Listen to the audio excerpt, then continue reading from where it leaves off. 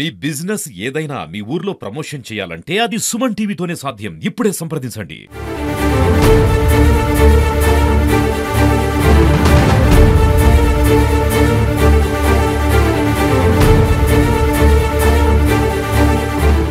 ఉదయం 10 గంటలకు సుమారు 10 గంటల సమయంలో భారతీయ హాస్పిటల్ డిఎం గారు నాగేష్ గారు ఫోన్ చేశారు. ఇట్లా జనరేటర్లో ఒక బాడీ ఎక్కిపోయింది సార్, చనిపోయి జనరేటర్లో పడి ఉన్నాడు అని మాకు సమాచారం ఇవ్వగానే మేము ఇక్కడ వచ్చి పరిశీలించగా అక్కడ మహీంద్ర కంపెనీ చెందిన జనరేటర్లో అంటే హాస్పిటల్ బయట సాయినాథ్ బస్ క్యాస్ భారతీయ హాస్పిటల్ బయట జనరేటర్లో ఇరుక్కుపోయి బాడీ చనిపోయి డీకంపోజ్ స్టేజ్లో ఉంది.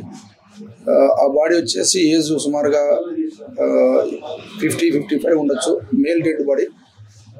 అతని డ్రెస్ సెన్స్ చూస్తే కొద్దిగా బెగ్గర్లా అనిపిస్తుంది.